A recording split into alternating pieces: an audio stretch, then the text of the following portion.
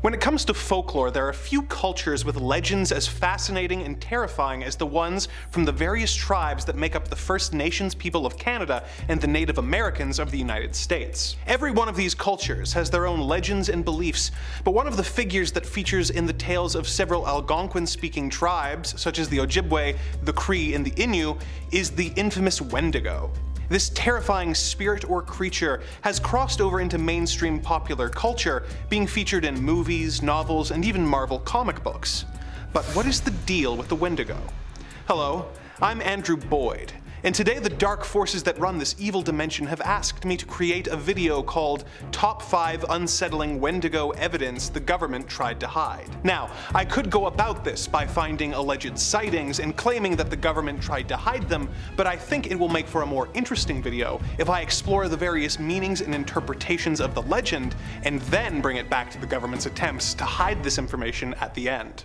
I've done my best to make sure my research is accurate, but obviously, this is not a story from my culture, and I may get some of the details wrong. So if you're a member of a tribe whose folklore we're exploring, please feel free to leave corrections or clarifications in the comments below. With that in mind, let's begin our journey. Starting with number 5, the literal legend. The Wendigo story has some variation between tribes, but most of the general details are the same. My research has shown that some tribes believe that the very first Wendigo was a warrior who made a deal with an evil spirit in exchange for the skills, strength, and stature to defeat his foes and save his tribe. He was transformed into the Wendigo, and after the battle was banished by his people. Wendigo is a malevolent spirit who possesses people, with some versions of the tale having this be a result of a person's greed, and others having a more disturbing cause. A common version of the legend is that when people are caught in times of famine or in extreme survival situations, they sometimes have to resort to eating human flesh in order to survive. This resulted in them transforming into a Wendigo, who would have an intense craving for human flesh that could never be satiated, no matter how much they consumed.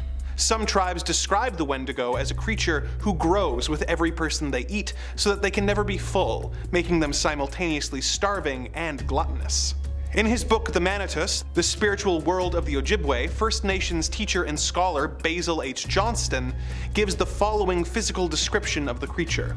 The Wendigo was gaunt to the point of emaciation, its desiccated skin pulled tightly over its bones.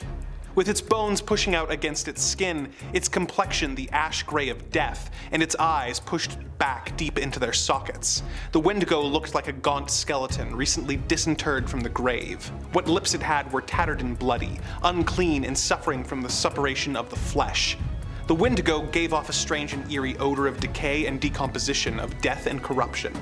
Wendigo's level of cunning in speech vary from version to version, with some tales having him imitate the voice of a loved one in order to coax their victims closer. A particularly disturbing folk story that was part of the compilation of tales assembled by a scholar named Lottie Marsden in Ojibwe Myths and Tales Archaeological Report of the Canadian Institute goes as follows. One time long ago, a big Wendigo stole a boy. But the boy was too thin, so the Wendigo didn't eat him up right away. But he traveled with the boy, waiting for him to get fat. The Wendigo had a knife and he'd cut the boy on the hand to see if he was fat enough to eat. But the boy didn't get fat. They traveled too much. One day they came to a village and the Wendigo sent the boy to the village to get some things for him to eat. He just gave the boy so much time to go there and back. The boy told the tribe that the Wendigo was near them, and showed them his hand where the Wendigo cut him to see if he was fat enough to eat. They heard the Wendigo calling the boy. He said to the boy, "Hurry up, don't tell lies to those people." The tribe went to where the Wendigo was and cut off his legs. They went back again to see if he was dead. He wasn't. He was eating the marrow from inside of the bones of his legs that were cut off. The tribe asked the Wendigo if there was any fat on them. He said, "You bet there is. I've eaten lots of you. No wonder they are so fat." Then they killed him and cut him to pieces. This was the end of this giant Wendigo. Number 4. The purpose of the legend. Whether the native people believe in the Wendigo as a literal creature or merely as a legend depends entirely on the individual's beliefs and who you ask, and it's frankly really not for me to say. There are certainly a significant number of believers who report sightings, but for the purpose of this entry on the list, let's look at the Wendigo from the perspective that it's a folk legend that was created and passed down for a purpose beyond "Look out, snow monster!" Many scholars believe that the Wendigo was created as a cautionary tale and a deterrent. As any Canadian will tell you, the winters here can be long and brutal. This would result in hunting parties being trapped in storms and there being extreme food shortages. In such extreme survival situations, it would not be uncommon for people in their desperation to consider eating members of their community in a last-ditch effort to survive. This was considered extremely taboo, obviously, and the prevailing idea was that in these situations it was the proper response to face famine with resignation and a readiness for death. This lends credence to the idea that the legend was created as a deterrent and a cautionary tale to prevent members of the tribe from eating each other during the long brutal winters, telling them that indulging in the consumption of human flesh would transform them into a hideous and ravenous monster who would be hungry forever. Some have suggested that the Wendigo's appearance is a reference to the harsh elements of the winter, with their emaciation being reminiscent of the hunger winter caused and their tattered and bloody lips being reminiscent of the enduring ravages of frostbite. If the tribe believed that someone could also be transformed into a Wendigo due to greed, what better way to deter it than to tell the greedy party to shape up so that they could avoid turning into a Wendigo? The taboo against Wendigo-like actions were so strong that during times of famine, tribes, such as the Assiniboine, the Cree, and the Ojibwe, would reinforce the supposed dangers with a ceremony known as Wendigo Kan Zim Owen, where people would wear masks and dance backwards around a drum. Although the Wendigo works well as a deterrent to man-eating, it is also used in a less literal way that is essential to keep in mind to understand the deeper meaning of the legend. Number 3. Wendigo as a metaphor. Beyond viewing the Wendigo as a literal monster or as a boogeyman created to prevent people from eating each other in desperate times, some people view the Wendigo as a metaphor for greed and its all-consuming nature, helping to reinforce the communal values that let members of a tribe live well together in their environments. Interestingly, native scholars have used this metaphor in modern contexts to great effect. For example, in his 1978 book Columbus and Other Cannibals, The Wetico Disease of Exploitation, Imperialism, and Terrorism, Dr. Jack D. Forbes uses the Wendigo as a metaphor for the attitudes and behaviors of domination and exploitation enacted on his people. As he writes, "I have come to the conclusion that imperialism and exploitation are forms of cannibalism, and, in fact, are precisely those forms of it which are most diabolical or evil," going on to say that the treatment of minorities clearly attests to the fact that, quote, "the wealthy and exploitative literally consume the lives of those they exploit." This really shows how effective this legend is as a metaphor for greed, working just as well in a tribal setting to prevent people from hoarding what little food was available, as it does in a modern setting where imperialism's need to make others suffer for the benefit of a ruling class is explored. So, from a metaphorical standpoint, the Wendigo is undeniably real. We just call it capitalism. Number 2. Wendigo Psychosis. Whether the Wendigo is real or not, there are documented examples of people going mad and engaging in Wendigo-like behavior. People who crave a more scientific explanation coined the term Wendigo Psychosis to explain this behavior. The term is controversial, but has been applied to instances in the past as a means of explanation. For example, in the 1661 Jesuit Relations, which were published progress reports by Jesuit missionaries, reported about an incident that was believed to be the result of Wendigo possession, but has later been labeled as Wendigo Psychosis. Here is the translated quote.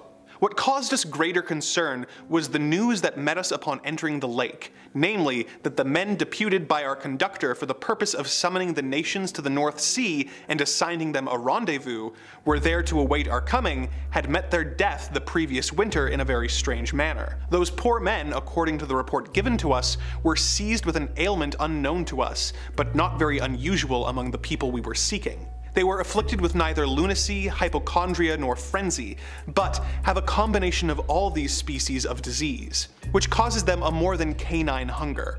This makes them so ravenous for human flesh that they pounce upon women, children, and even upon men like veritable werewolves, and devour them voraciously, without being able to appease or glut their appetite, ever seeking fresh prey, and the more they consumed, the more greedily they ate. This ailment attacked our deputies, and as death is the sole remedy among these simple people for checking such acts of murder, they were slain in order to stay the course of their madness." Another strange case was a Plains Cree trapper named Swift Runner in Alberta, who was starving with his family in 1879 when his oldest son died. He consumed him, but went on to end the lives of and eat his 6 remaining family members. This was attributed to Wendigo Psychosis due to the fact that he was only 25 miles away from a Hudson's Bay Company post, which had emergency food supplies, showing that his actions were not a last-ditch effort to avoid starvation, but a horrific and crazed act. This real behavior reinforced the belief in the Wendigo. But I promised I would tie this all back to the government, and I will. The Canadian government. Number 1. Real Wendigo hunters. This entry focuses more on the belief that the Wendigo is a spirit who possesses people rather than causes them to turn into a giant monster. This belief has caused a few situations where people attributed violent acts to possession by the Wendigo spirit, or in other cases took the lives of people thinking that they were possessed and that their death was the only way to prevent the dangers of the Wendigo from taking innocent lives. An infamous case was the story of Jack Fiddler, the chief and shaman of the Sucker Dudum among the Anishinaabe in the northwest Ontario. He was renowned among his people for his ability to defeat Wendigos, having claimed to have defeated 14 of them during his life. He said that some of them had been sent by enemy shamans and some were afflicted members of his own band. In these cases, many of the afflicted's family members, or oftentimes the afflicted themselves, would request that Fiddler euthanize them according to their people's rights before they turned Wendigo. Fiddler resisted efforts to have his people convert to Christianity, making them some of the only indigenous people left in North America who were living traditionally with very little government interference in their legal or religious matters. In 1907, 2 members of the Northwest Mounted Police heard about Jack Fiddler and his Wendigo fighting and decided that this was a perfect opportunity to introduce Canadian law to the North. They arrested Jack and his brother Joe for murder, keeping them in captivity while awaiting trial. Canadian newspapers picked up and sensationalized the story, saying that it involved devil worship, and people across the country demanded a conviction, while the police investigating the issue viewed it as an opportunity for fame and advancement. Jack Fiddler escaped and took his own life, and his brother was charged despite testimony showing that the deaths had been euthanization of very ill people in an effort to protect their tribe, and that they were ignorant of Canadian law. He was sentenced to death, although further appeals secured his release. Unfortunately, the release order came 3 days after he had died. Without their leaders, Jack's people were forced to accept government rule and signed Treaty No. 5. Oddly enough, the government has not been very open about the fact that they sentenced 2 men to death in an effort to assert their power and dominance, and to bring fame and notoriety to their agents. See, I told you I'd bring it back to the government. With that, our exploration of the Wendigo is complete. Videos that allow this level of analysis are my favorite to make for you, so if you enjoyed it, make sure to let the demonic forces that run this channel know by liking and commenting on this video. Remember to subscribe to the channel so that we may meet again soon, and I can regale you with more tales of the macabre and the disturbing, here on Top 5 Scary Videos.